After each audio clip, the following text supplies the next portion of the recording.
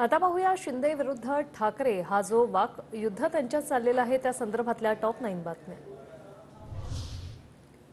शिंदेच्या घराण्यात ticket देऊन मी चूक केली। मोदींच्या घराणेशाहीवरच्या टीकेचा आधार घेत उद्धव ठाकरेंचं उत्तर, घराणेशाहीवर घरंदाजांनी बोलण्याचंही आवाहन। लग्न एकाबरोबर, संसार दुसऱ्यासोबत, हनीमून तिसऱ्यासोबत हे घरंदाज आहेत का? काँग्रेसला डोक्यावर घेतलं बाळासाहेब असते तर जोड्याने मारलं असतं, शिंदेंचा ठाकरेंवर पलटवार।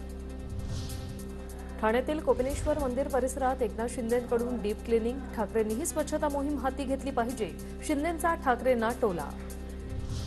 मिंधे दिल्लीत रोज लादी धुतात, आज मंदिरात साफसफाईची नाटकं, स्वतःचीच घाण पावलं उमटवतात, उद्धव ठाकरेंची शिंदेंवर टीका। हे स्वतःचं घर अबाधित ठेवू शकले नाहीत आणि स्वतःच्या पक्षाला खासगी कंपनी समजतात, सहकार्यांना घरगडी समजतात, म्हणून त्यांची ही अवस्था, एकनाथ शिंदेंचा उद्धव ठाकरेंवर पलटवार। मी गद्दार घराणेशाहीला गाडण्यासाठी कल्याण डोंबिवलीत आलोय, उद्धव ठाकरेंचा कल्याणच्या देसाई गावातून श्रीकांत शिंदेंवर हल्लाबोल।